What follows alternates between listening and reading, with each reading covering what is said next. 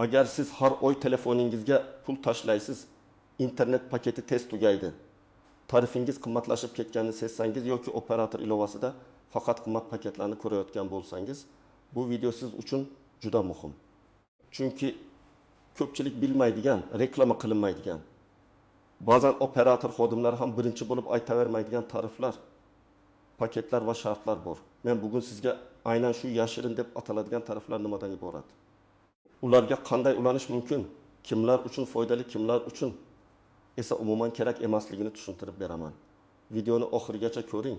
Chunki bitta noto'g'ri tugmani bosish yoki shartni o'qimaslik sizga o'yiga 20 ming, avval 1000, hatto undan ham ko'proq ortiqcha xarajat keltirishi mumkin.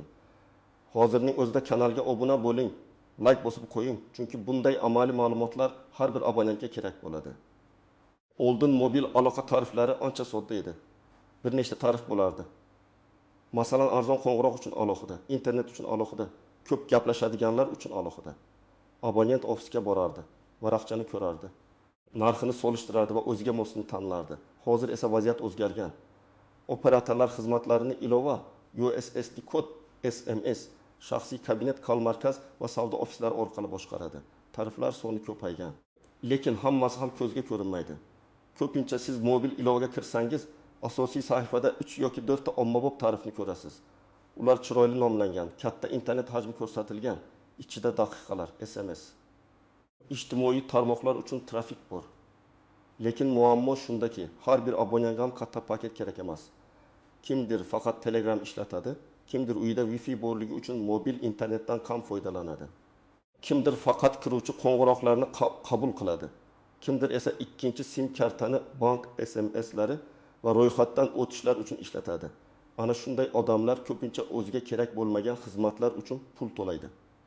Yashirin tarif deganda men hech qanday noqonuniy yoki sirli sxemani nazarda tutmayapman. Bu odatda operatorning ochiq, lekin faol reklama qilinmaydigan tariflari bo'ladi. Masalan, arxiv tariflar. Faqat muayyan abonent guruhlariga beriladigan takliflar, raqamini boshqa operatordan ko'chirib o'tayotganlarga beriladigan shartlar. Faqat kal markaz orqali ulanadigan paketlar, ayrim hududlar uchun alohida takliflar.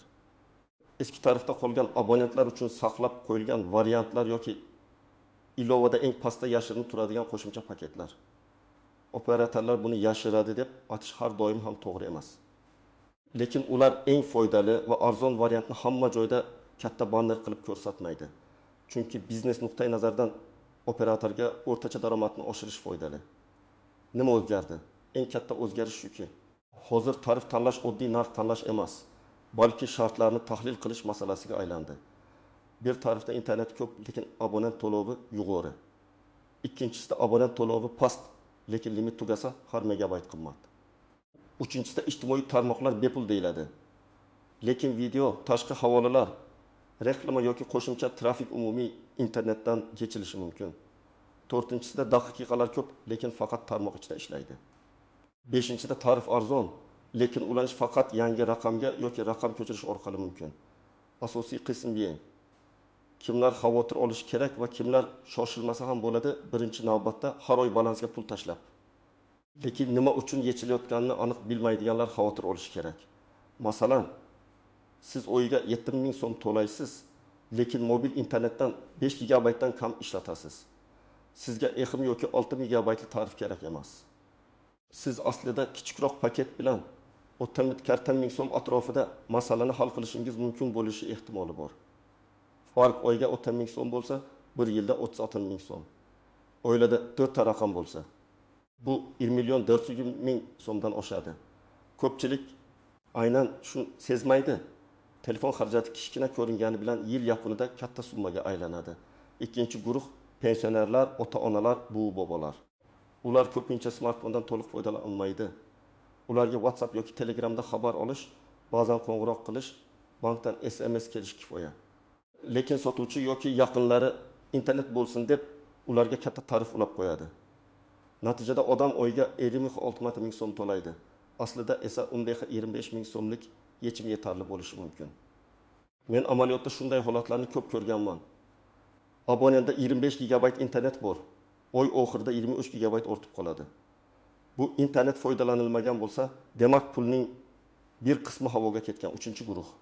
Ikkita sim karta ishlatadiganlar. Bitta raqam ish uchun, ikkinchisi shaxsiy hayot uchun. Yoki bitta raqamda internet, ikkinchisida qo'ng'iroq.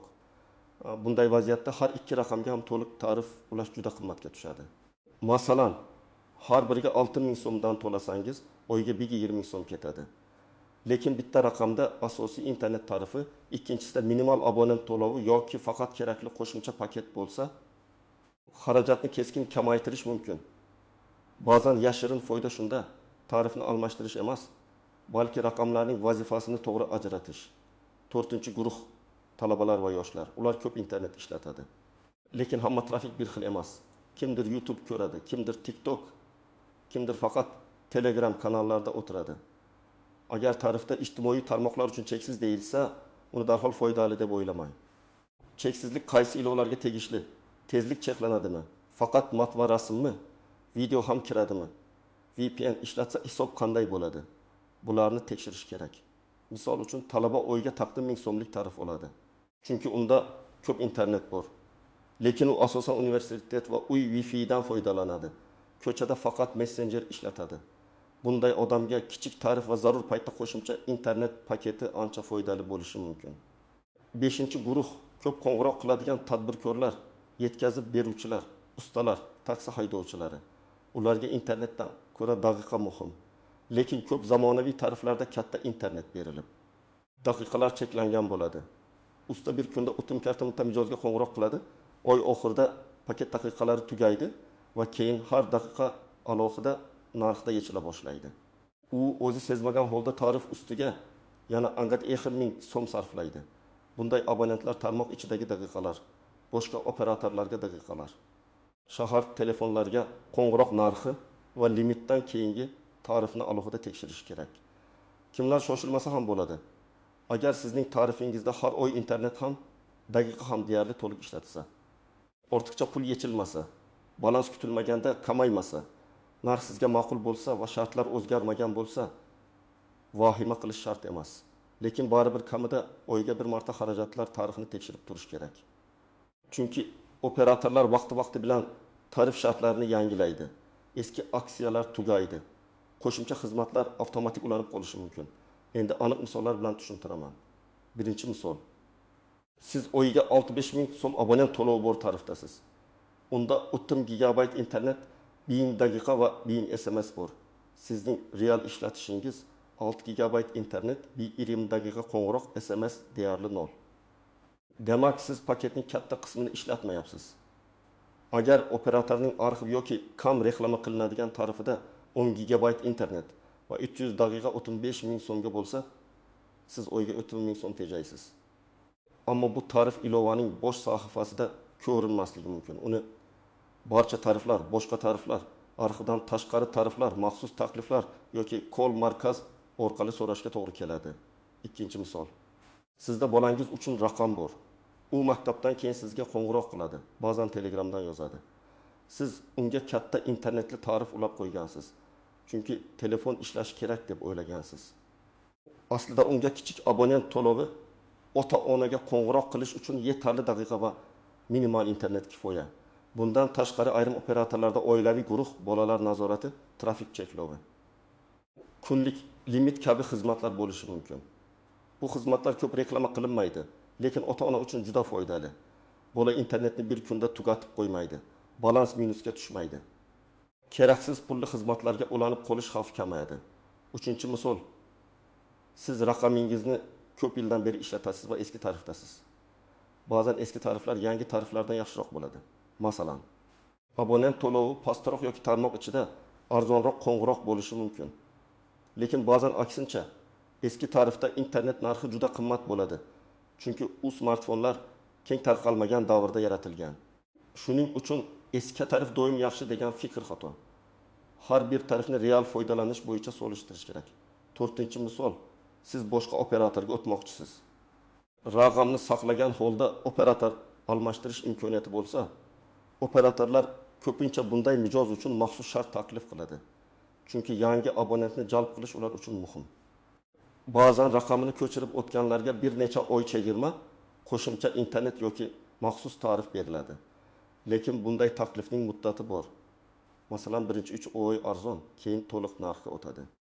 Siz faqat birinchi oydagi chiroyli narxga aldanib qolmasligingiz kerak. Men doim shuni maslahat beraman. Aksiyaning tugash sanasini kalendarga yozib qo'ying. Eng birinchi tuzoq cheksiz so'zi. Cheksiz internet, cheksiz ijtimoiy tarmoqlar, cheksiz qo'ng'iroqlar degan iboralarni ko'rsangiz, darhol shartlarni o'qing. Cheksizlik ko'pincha adolatli foydalanish qoidasi bilan cheklanadi. Masalan, ma'lum hajmdan keyin tezlik pasayishi mumkin. Yoki faqat operator tarmog'i ichidagi qo'ng'iroqlar cheksiz bo'ladi. Boshqa operatorlarga esa daqiqalar alohida hisoblanadi. Yoki ijtimoiy tarmoqlar cheksiz bo'lsa ham, ichidagi video jonli efir tashqi saytga o'tish umumiy internet paketidan ketishi mumkin. Buni bilmagan abonent menda cheksiz-ku deb o'ylaydi. Lekin oy o'rtasida internet tugaydi. Ikkinchi tuzoq, abonent to'lovi yechilmagan kunlar. Ba'zi tariflarda oylik to'lov yechilmasa, xizmatlar vaqtincha to'xtaydi.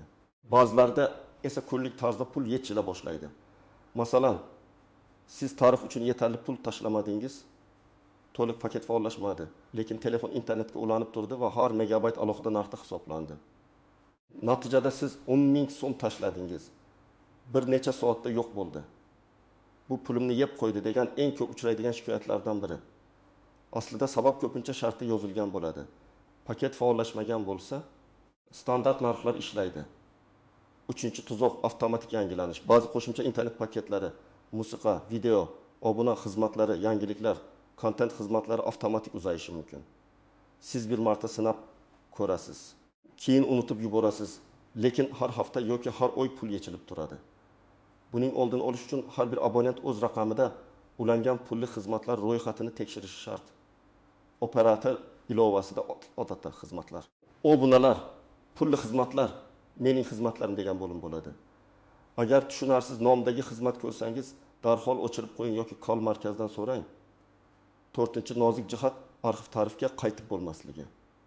Siz eski tarifdan chiqib, yangi tarifga o'tsangiz, keyin avvalgisiga qayta olmasligingiz mumkin. Shu sabab bilan tarifni almashtirishdan oldin shoshilmang. Avval eski tarif shartlarini saqlab oling. Screenshot qiling. Abonent to'lovi, internet daqiqa, limitdan keyingi narx, amal qilish muddati, bonuslar hammasini yozib oling. Keyin yangi tarif bilan solishtiring. Agar eski tarif sizga foydaliroq bo'lsa, uni saqlab qolgan ma'qul. 5-nozik jihat. Hudud va tarmoq sifati. Tarif qanchalik arzon bo'lmasin, siz yashaydigan yoki ishlaydigan joyda tarmoq yomon bo'lsa, foydasi kamayadi. Masalan, siz 1 gigabayt internetli tarif oldingiz, lekin uyingizda tezlik past. Natijada siz baribir Wi-Fi ishlatasiz yoki boshqa operator sim kartasiga o'tasiz. Shuning uchun tarif tanlashdan oldin faqat narxga emas, qamrovga ham qarang. Qo'shnilardan so'rang, ish joyingizda sinab ko'ring. Kerak bo'lsa, bir oy kichik paket bilan test qiling. 6-tuzoq, bonuslar asosiy paketda ko'rsatilishi. Ba'zan reklamada 20 gigabaytgacha deyiladi, lekin uning 20 gigabayti asosiy. 30 gigabayti faqat tungi vaqtda yoki faqat muayyan ilovalarda ishlashi mumkin. Siz kunduz kuni ishlatsangiz, asosiy 20 gigabayt tez tugaydi. Garchi so'zi doim ehtiyotkorlik talab qiladi. Narx yonida katta raqam ko'rsatilsa, uning tarkibini bo'lib o'qing. 7-nozik jihat tarifni almashtirish narxi. Ba'zi operatorlarda tarifdan tarifga o'tish bepul, ba'zilarda pullik. Ba'zilarda esa oxirgi almashtirishdan ma'lum muddat o'tmagan bo'lsa to'lov olinadi. Bundan tashqari, tarif almashtirilganda eski paketdagi internet yoki daqiqalar kuyib ketishi mumkin. Masalan, sizda 10 gigabayt qolgan. Lekin yangi tarifga o'tdingiz va qoldiq nolga tushdi. Shuning uchun tarifni oy oxirida yoki paket tugashiga yaqin almashtirish ko'pincha foydaliroq. 8-jihat korporativ va maxsus tariflar. Ish joyingiz, o'quv muassasangiz yoki oilaviy guruh orqali arzonroq shartlar bo'lishi mumkin. Lekin korporativ tariflarda ham ehtiyot bo'lish kerak. Raqam kimning nomida, ishdan ketganda tarif nima bo'ladi? Qarzdorlik kimga yoziladi? Raqamni o'zingizga o'tkaza olasizmi? Arzon deb ulanishdan oldin huquqiy tomonni aniqlab oling. Endi eng muhim qismga o'tamiz. Men sizga aniq qadamlar beraman. Birinchi qadam, oxirgi 33 kunlik xarajatlaringizni tekshiring. Operator ilovasiga kiring yoki shaxsiy kabinetdan foydalaning. Xarajatlar tarixi, detalizatsiya, balans harakati degan bo'limni toping. U yerda pul qayerga ketganini ko'rasiz. Abonent to'lovi, internet qo'ng'iroq, SMS, pulli xizmatlar, obunalar, roaming yoki boshqa yechimlar. Agar ilovada ko'rinmasa, chal markaziga qo'ng'iroq qiling yoki ofisga borib detalizatsiya so'rang. Ikkinchi qadam. Real foydalanishingizni yozib chiqing. Qog'ozga yoki telefon eslatmasiga quyidagilarni yozing. Oyga qancha internet ishlatasiz? Qancha daqiqa gaplashasiz? Qaysi operatorlarga ko'p qo'ng'iroq qilasiz? SMS kerakmi? Roaming kerakmi? Internet asosan qaysi ilovalarga ketadi? Uyda va ishda Wi-Fi bormi? Ko'pchilik tarifni taxmin bilan tanlaydi, lekin to'g'ri yondashuv raqamlar bilan tanlashdir. 3-qadam. Operator ilovasida faqat reklama qilingan tariflarni emas, barcha bo'limlarni ko'ring. Barcha tariflar, maxsus takliflar, boshqa paketlar, internet paketlar, daqiqa paketlar, arxiv, aksiya kabi bo'limlarni tekshiring. Ba'zi foydali paketlar asosiy sahifada emas, chuqurroq joyda bo'ladi. Agar topa olmasangiz, jal markaziga shunday savol bering. Mening oxirgi oy foydalanishimga qarab eng arzon va mos tarif qaysi? Menda 5-6 gigabayt internet, 200 daqiqa qo'ng'iroq kerak. Reklamadagi tariflardan tashqari boshqa mavjud variantlar bormi? 4-qadam. Jal markaz bilan gaplashganda aniq savollar bering. Eng yaxshi tarif qaysi deb so'rasangiz, sizga odatda ommabop tarifni aytishadi. Buning o'rniga shunday so'rang. Abonent to'lovi eng past bo'lgan tariflarni sanab bering. Internet limiti tugagandan keyin narx qancha, daqiqalar qaysi yo'nalishlarga ishlaydi? Tarifga o'tish pullikmi? Eski tarifimga qayta olamanmi? Qo'ldiq paketlar kuyadimi? Avtomatik obunalar bormi? Ushbu tarifda kunlik yechim bormi? Mana shu savollar operator xodimini umumiy gapdan aniq shartlarga o'tishga majbur qiladi. 5-qadam. Ofisga borsangiz, hujjatlarni tayyorlang. Raqam sizning nomingizda bo'lsa, pasport yoki ID karta kerak bo'ladi. Agar raqam boshqa odam nomida bo'lsa, ayrim amallarni bajara olmasligingiz mumkin. Tarif almashtirish, raqam egasini o'zgartirish, detalizatsiya olish. Korporativ tarifdan chiqish kabi holatlarda shaxsni tasdiqlovchi hujjat talab qilinadi. Agar kompaniya nomidagi raqam bo'lsa, ishonchnoma yoki tashkilot hujjatlari kerak bo'lishi mumkin. 6-qadam. Yozma tasdiq oling. Kal markazda aytilgan shartlarni iloji bo'lsa SMS, ilova xabari yoki rasmiy sayt havolasi orqali tasdiqlang. Ofisda esa tarif shartlarini ko'rsatib berishlarini so'rang. Men har doim skrinshot qilishni maslahat beraman. Bugun ko'rgan shartingiz ertaga o'zgarishi mumkin yoki siz noto'g'ri tushungan bo'lishingiz mumkin. Skrinshot kelajakda solishtirish uchun kerak. 7-qadam. Tarifni almashtirish vaqtini to'g'ri tanlang. Agar hozirgi paketingizning tugashiga 2 kun qolgan bo'lsa, odatda kutish foydali. Agar paket endi faollashgan bo'lsa va ko'p qoldiq bo'lsa, darhol o'tish qoldiqning kuyishiga olib kelishi mumkin. Lekin ayrim hollarda eski tarif juda qimmat bo'lsa, tezroq o'tish ham foydali bo'ladi. Buni hisoblab ko'ring. Bugun o'tsangiz qancha yo'qotasiz? Kutib tursangiz qancha ortiqcha to'laysiz? 8-qadam. Keraksiz pulli xizmatlarni o'chiring. Ilovada ulangan xizmatlar ro'yxatini ko'ring. Gudok, yangiliklar, ob-havo, musiqa, video, tanlov, kontent, o'yin kabi nomlar bo'lishi mumkin. Siz ulardan foydalanmasangiz, o'chiring. Keyin balansdan bir hafta davomida pul yechilishini kuzating. Juda ko'p hollarda tarifni almashtirmasdan ham faqat keraksiz xizmatlarni o'chirish orqali xarajat kamayadi. 9-qadam. Oiladagi barcha raqamlarni birga tekshiring. Faqat o'zingizniki emas, ota-onangiz, farzandingiz va turmush o'rtog'ingiz raqamlarini ham ko'ring. Chunki bitta raqamda 10 ming so'm, boshqasida 20 ming so'm, uchinchisida 30 ming so'm ortiqcha ketayotgan bo'lishi mumkin. Oilaviy byudjetda bu katta farq beradi. Ayniqsa bolalar telefonida pulli o'yin obunalari yoki tasodifiy internet xarajatlari bo'lishi ehtimoli yuqori.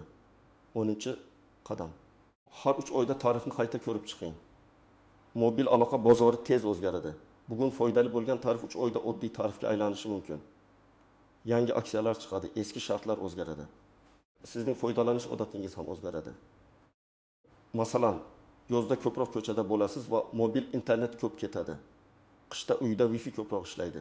Shuning uchun tarifni bir marta tanlab, yillar davomida unutib qo'yish to'g'ri emas. Agar operator sizga bunday tarif yo'q desa, nima qilish kerak? Birinchidan, rasmiy saytni tekshiring. Ikkinchidan, ilovadagi barcha bo'limlarni ko'ring. Uchinchidan, boshqa operatorlarning takliflari bilan solishtiring. To'rtinchidan, chal markazga qayta qo'ng'iroq qilib boshqa mutaxassisdan so'rang. Chunki ba'zan bir xodim bilmagan ma'lumotni boshqasi tushuntirib beradi. 5-dan ofisga borib yozma yoki rasmiy shartlarni so'rang. Lekin hech qachon noma'lum Telegram kanal, begona odam yoki men ulab beraman degan shaxslarga pasport ma'lumotingizni, SMS kodlaringizni bermang. Haqiqiy tarif faqat operatorning rasmiy kanallari orqali ulanadi. Yana bir muhim maslahat. Tarif tanlashda faqat arzoniga qaramang. Eng arzon tarif har doim ham eng foydali emas. Agar sizga oyga 20 GB kerak bo'lsa, 5 GB arzon tarif olib, keyin qayta qo'shimcha paket sotib olsangiz, yakunda qimmatroqqa tushadi. Yoki daqiqasi kam tarif olib, limitdan keyin alohida qo'ng'iroq qilsangiz, natija yomon bo'ladi. Eng foydali tarif bu sizning real hayotingizga mos tarif.